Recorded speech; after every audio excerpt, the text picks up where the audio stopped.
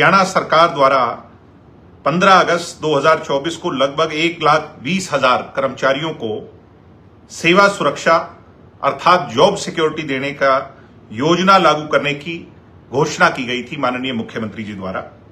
आज तक कर्मचारी को यह स्पष्ट नहीं है कि यह योजना का लाभ वास्तव में कितने कर्मचारियों को मिला है, मिला भी है या नहीं मिला है। यह भी अभी तक लोगों को एक ऐसी धारणा बन गई है, कंफ्यूजन की स्थिति बन चुकी है। कर्मचारियों को उनके मन में यह धारणा भी है कि वास्तव में इसका लाभ किसी भी व्यक्ति को अभी तक नहीं मिला है।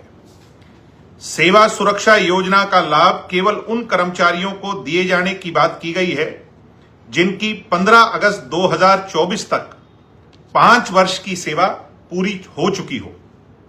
ऐसे में वे कर्मचारी जिनकी 5 वर्ष की सेवा अवधि पूरी नहीं हुई है, उनके भविष्य, उनकी सेवा सुरक्षा के बारे में अभी तक भी बीजेपी की सरकार में कोई स्थिति स्पष्ट नहीं की गई है। सबसे बड़ा जो बार बार हमारे बीच में बात आ रही है, महिला कर्मचारियों को लेकर के वर्ष में सिर्फ 22 कैजुअल लीव देने का प्रावधान होने के बावजूद अनेक विभागों में उन्हें छुट्टियां लेने के लिए अनावश्यक रूप से परेशान किया जाता है। कई स्थानों पर अधिकारियों द्वारा कहा जाता है कि वे 2 से अधिक सीएल नहीं ले सकती हैं, अन्यथा अनुपस्थित एब्सेंट लगा दिया जाएगा।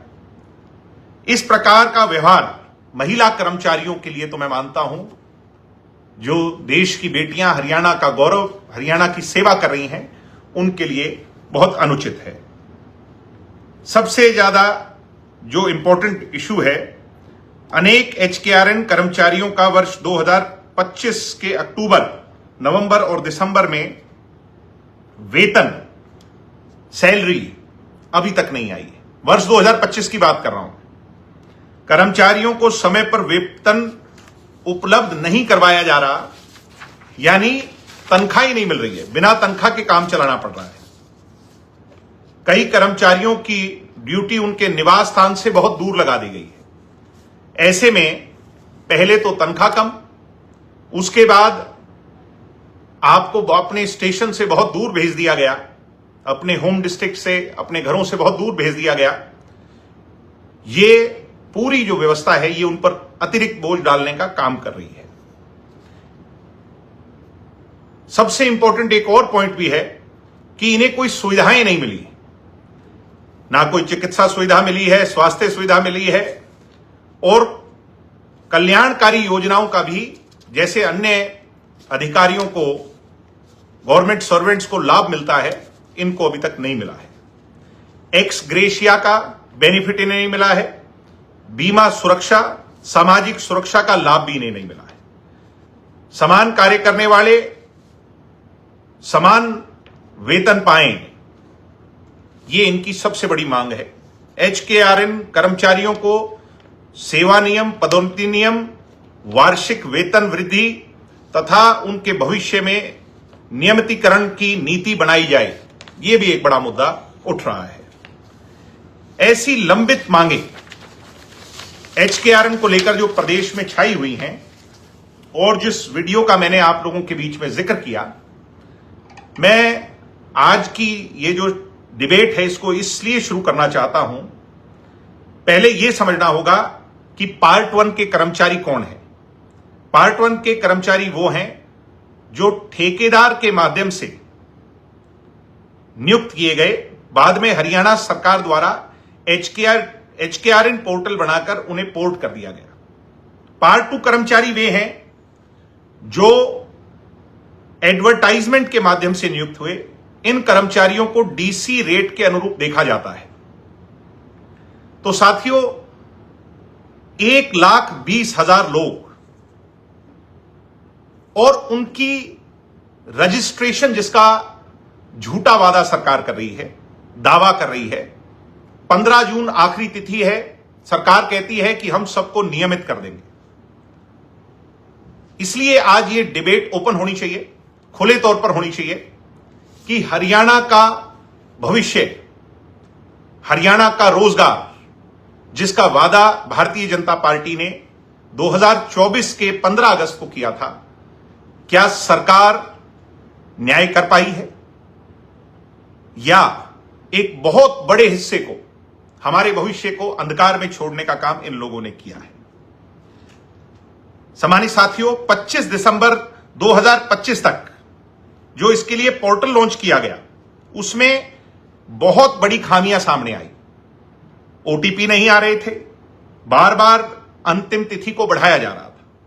20 अप्रैल 2026 तक पोर्टल में 83,923 लोग ही लॉगिन कर पाए।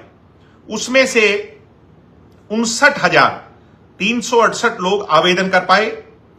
56,813 लोग सिर्फ वेरिफिकेशन करा पाए।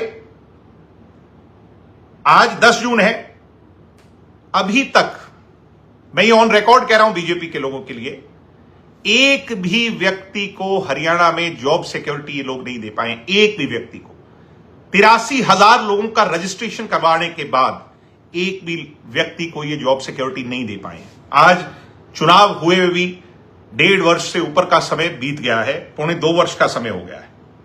15 जून की डेडलाइन इन लोगों ने रखी है।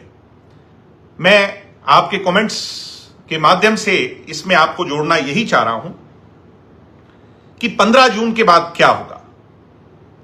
क्या एक और तिथि निकाल दी जाएगी? क्या ये हजारों लाखों लोग यूं ही बेबस रहेंगे?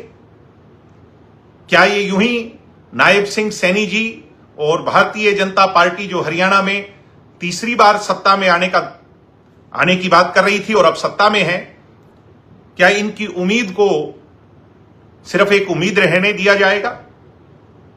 इसलिए युवा साथियों, आज आप लोगों के सामने ये खुली डिबेट में छोड़ता हूं कि 15 जून के बाद हम लोगों को क्या करना चाहिए।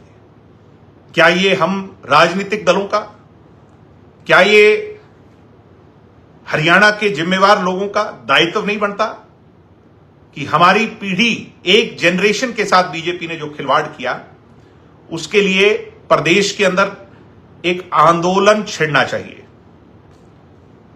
इस आंदोलन की आग, इस आंदोलन की लो, इसकी ज्वाला जो है वो हम सबके सीनों में धड़कनी चाहिए। ना केवल सीनों में धड़कनी चाहिए, सड़कों पर प्रदर्शित होनी चाहिए कि बीजेपी, कहते हैं भारतीय जनता पार्टी, कुछ लोग ये भी कहते हैं कि जनता की जगह झूठ ज्यादा नजर आता है। ऐसे में सम्मानित साथियों,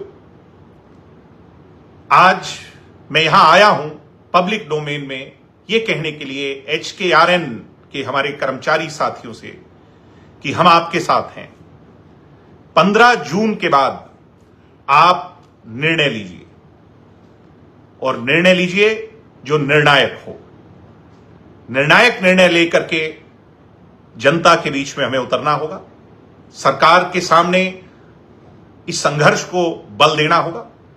और मैं सभी जेजेपी को छोड़ करके अन्य राजनीतिक दलों को भी एक इनविटेशन भेजना चाहता हूं, निमंत्रण भेजना चाहता हूं कि हरियाणा के प्रति, हरियाणा के भविष्य के प्रति अपनी जिम्मेवारियों से पीछे मत हटिएगा।